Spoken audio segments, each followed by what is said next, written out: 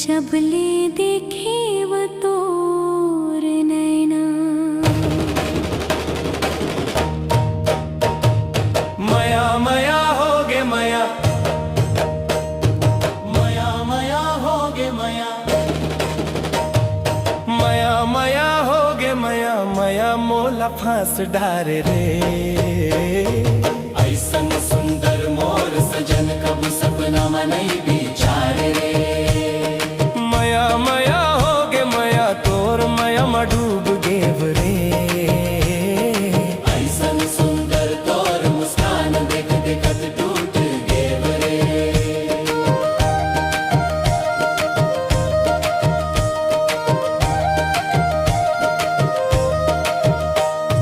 पहली जबेर जब देखे वो तोला, लगिस जैसे सावन। झनक गे चूड़ी मन के भीतर, दिल गाना गाए लगा। गाँव के पनिहारी नदियाँ किनारे, तोर पाँव के छाप बसे।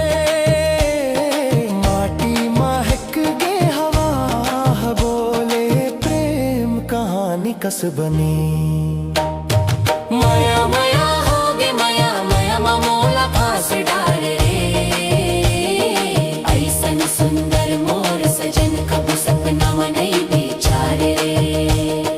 मया मया होगे मया, तोर मया में डूब गेव रे। ऐसन सुंदर तोर मुस्कान देखत देख टूट गेव रे।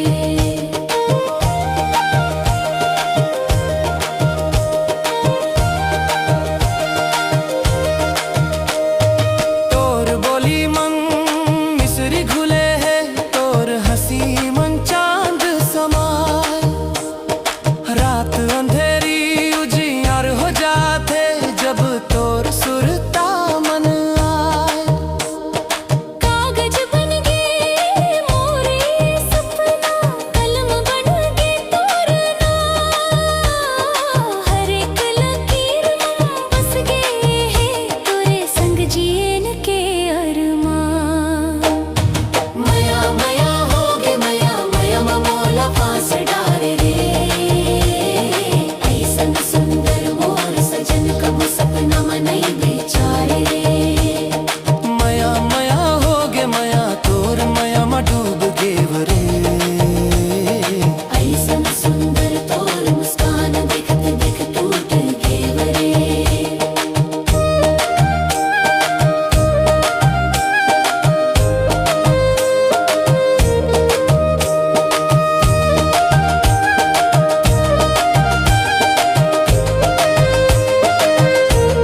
सुख दुख के पथ मन संग चलबो, छाव बन के रहबे संग।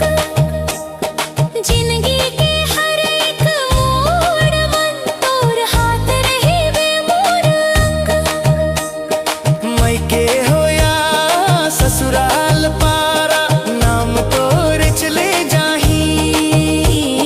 छत्तीसगढ़ के माटी कस मोर मया मर हो जाही। मया मया होगे मया, मया मोला फांस डारे रे। ऐसन सुंदर मोर सजन कब सपना में नहीं बिचारे रे। मया मया होगे मया, तोर मया में डूब गेव रे। ऐसन सुंदर तोर मुस्कान देखत देख टूट गेव रे।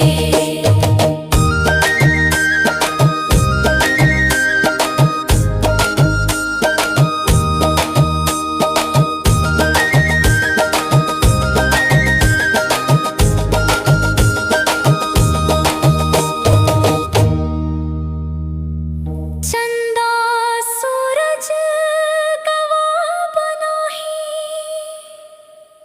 नदियाँ लिखही कसमें।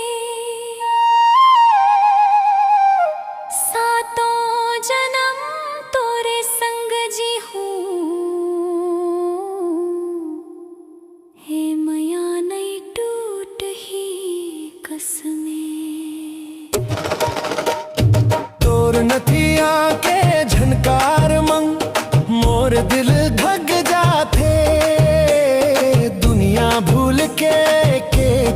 रात ये मया मर रहे थे। मया मया हो गे मया मया मोला फांस डारे रे। ऐसन सुंदर मोर सजन कब सपना में नहीं बिचारे रे। मया मया हो गे मया सांस सांस माँ बस गिरे। दूर बिनाए जिनकी हाँ अधूरी कहानी कस लगती रे। मया मया हो गे मया तोर नाम ले धड़कते छाती।